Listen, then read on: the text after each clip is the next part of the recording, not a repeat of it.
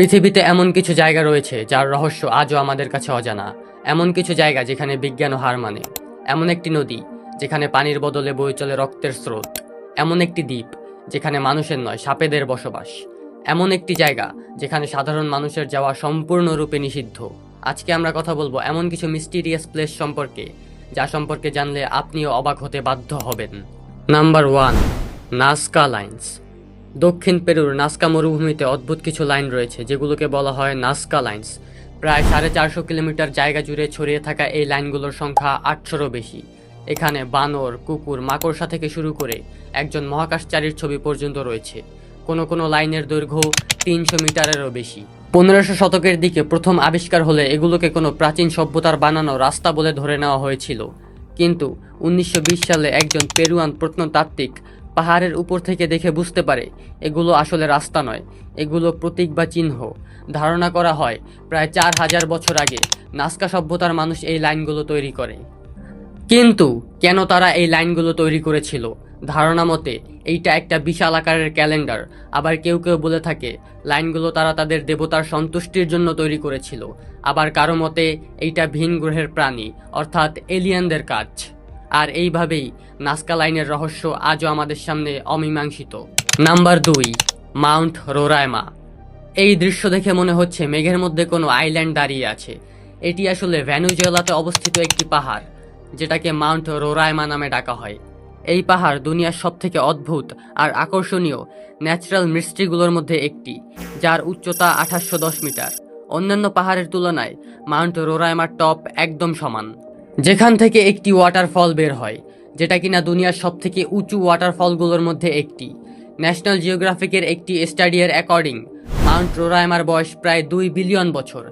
1884 সালে প্রথমবারের মতো স্যার এভাডর এই পর্বতের চূড়ায় আরোহণ করেন, আর তখন পুরো পৃথিবী জানতে পারে মাউন্ট রোরাইমা উপর থেকে একদম ফ্ল্যাট বা সমান। যখন রিসার্চার্সরা এই পাহাড় নিয়ে রিসার্চ করে, তখন তারা দেখতে পারে এই পাহাড়ে নানা ধরনের জীবজন্তু পাওয়া যায়। এমন ধরনের কিছু অদ্ভুত প্রাণী রয়েছে যেগুলোকে পুরো পৃথিবীতে শুধুমাত্র এইখানেই পাওয়া যায়।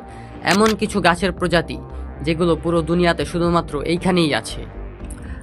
Number 3, snake island. ব্রাজিলের সাও পাউলো থেকে 33 কিলোমিটার দূরে অবস্থিত স্নেক আইল্যান্ড। এখানে সাপের সংখ্যা এত বেশি যে প্রতি বর্গ কিলোমিটারে 1000 থেকে 5000টি পর্যন্ত সাপ পাওয়া যায়। এইখানে পাওয়া সব থেকে বিষাক্ত সাপগুলোর মধ্যে একটি হলো ল্যান্ডসেন্ড ভাইপার, যার বিষ এতটাই মারাত্মক যা মানুষের মাংস পর্যন্ত গলিয়ে ফেলতে পারে। এইসব কারণেই ব্রাজিলের সরকার এইখানে সাধারণ মানুষদের প্রবেশ নিষিদ্ধ করেছে।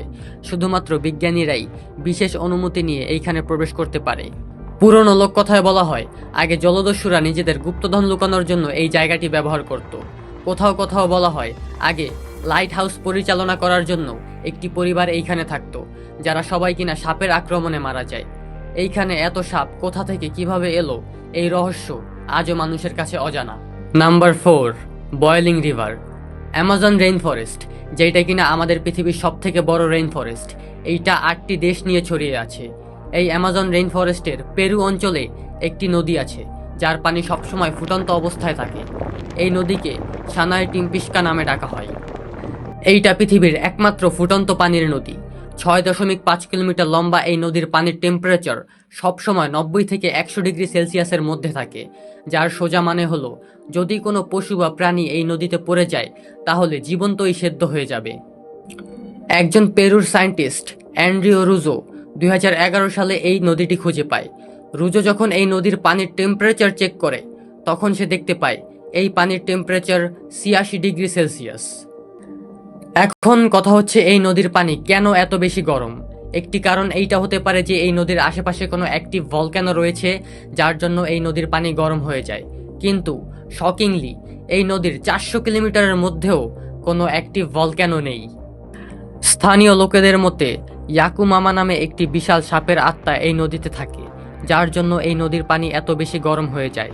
কিন্তু বিজ্ঞানীদের মতে এই নদীর পানি ফল্ট লাইন, মানে পৃথিবীর সারফেসে যেই ফাটল থাকে সেইগুলোর মধ্যে গিয়ে গরম হয়ে আবার উপরে আসে। আর এইভাবেই এই নদী এখনও একটি মিস্ট্রি হয়ে আমাদের সামনে রয়ে গেছে। Number 5, blood river, Russia. রাশিয়াতে অবস্থিত দালদিকান রিভার, যেটিকে অনেকে ব্লাড রিভার বলে চিনে থাকে, এই নদীর পানি কোনো সাধারণ নদীর পানির মতো স্বচ্ছ নয়, বরং রক্তের মতো লাল। ধারণা করা হয় নদীর কাছে অবস্থিত নোরিলস্ক নিকেল নামে একটি ধাতব কোম্পানির বজ্র এই নদীর পানির সাথে মিশে যাওয়ায় এই নদীর পানি এরকম লাল হয়ে যায়।